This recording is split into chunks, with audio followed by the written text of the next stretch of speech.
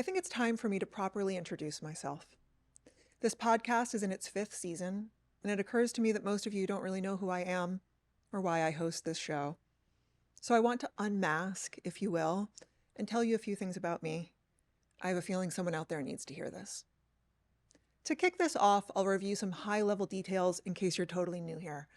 My name is Leslie Carr. I'm a clinical psychologist, and I've been the host of this podcast, The Nature of Nurture, for the past 5 years.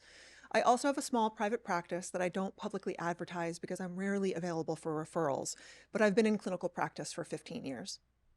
This show is broadly about the world that we live in, looked at through a psychological lens. My professional bio often states that I'm an expert in how trauma, stress, culture, and technology impact the mind. And I phrase it that way because my passion is truly for understanding the human condition through the lens of context, how we become the people we are through all of the various elements of lived experience, whether that's trauma or merely the country and the culture that we're born into.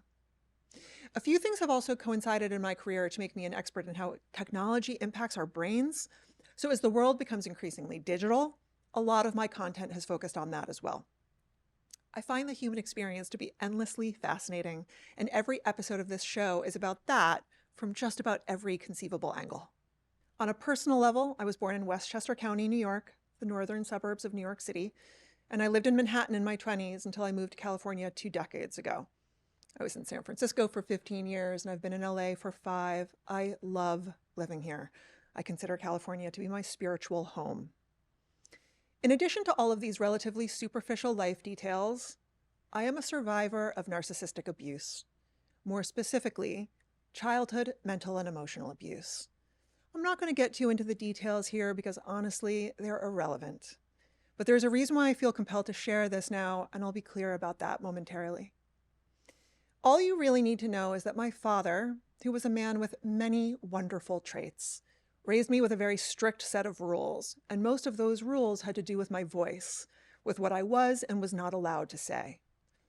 If someone else was hurting me, and he knew about it, he made it very clear that I was not allowed to self-advocate or protect myself in any way, because my silence benefited him. I say that not out of anger, because I understand that he was operating from his own trauma patterning, but as a statement of fact.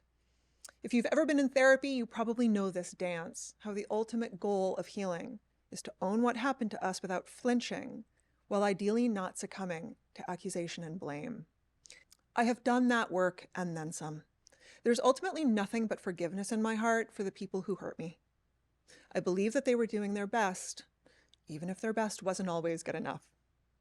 But I'm sitting here today saying what I'm saying because I need to own my story. I was raised in what's sometimes called a toxic family. The phrase toxic family is sort of a pop psych term for a family where at least one parent has a personality disorder, usually narcissism or borderline personality disorder. And those personality disorders are themselves a result of childhood wounds. I know that so many of you know what I'm talking about right now. A sad truth of the world that we live in is that all of this is actually fairly common. We're talking about the intergenerational transmission of trauma, and it's a private secret in many families. I've seen it in my own therapy practice over and over again. For a long time, I couldn't have spoken about this publicly because the private consequences would have been too steep. But my father died in February of 2021, and the past few years have given me an opportunity to think about what it really means to be honest. Throughout the first 4 seasons of this podcast, intermixed with episodes about things like gender or what the internet is doing to our culture, I covertly reported on my own healing journey. I'll put a list of those episodes in the show notes, but I've been talking about breath work and nervous system regulation and neurolinguistic programming because in addition to psychotherapy, they are the things that have helped me to metabolize, alchemize, and integrate my childhood wounds so that I could become the person that I am today. It is my deep belief that I haven't just survived the challenges of my childhood, but that I'm thriving. And I'm not thriving despite what happened to me. I'm thriving because of it. As far as I'm concerned, given the way that I was raised, the only evidence that I need for my own recovery is that I'm able to host this podcast and to say what I'm saying right now Because this is the ultimate act of rebellion against a system that was designed to make me disappear.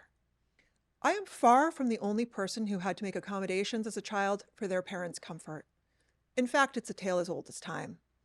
But I'm here because I have a story to tell about what it takes to heal from trauma, what it takes to truly heal from it.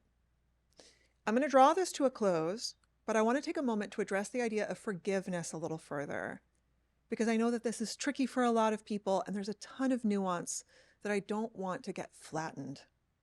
I personally am in a place of forgiveness, but it doesn't mean that you need to be.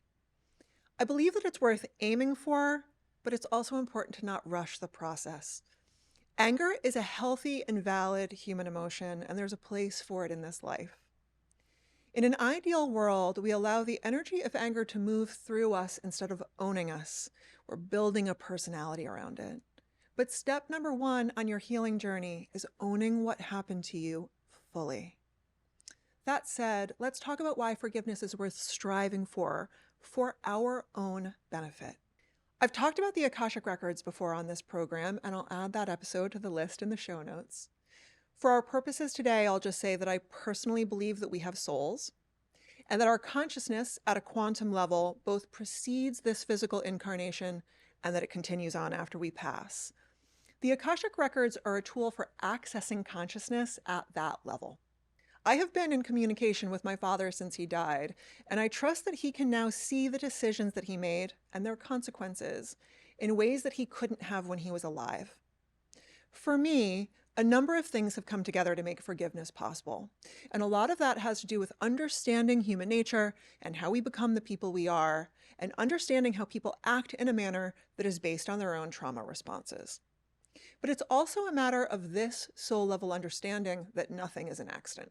This lifetime was not the first that my father and I shared together, and it might not be the last. I believe that my soul chose him to be my dad, for the growth that relationship would trigger for me.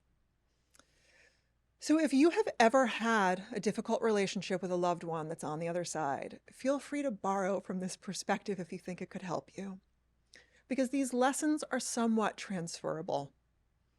The painful dynamics are part of the human condition. But on a soul level, there's only love and multidimensional awareness.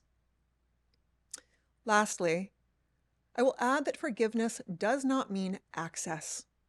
So if you've had a tricky relationship with a person who is still alive and you're benefiting from estrangement, I am not suggesting that you let people back into your life. The ultimate goal is a soft heart and rock-solid boundaries. Thank you for listening. It means a lot to me to say this because I want the listeners of this show to know me.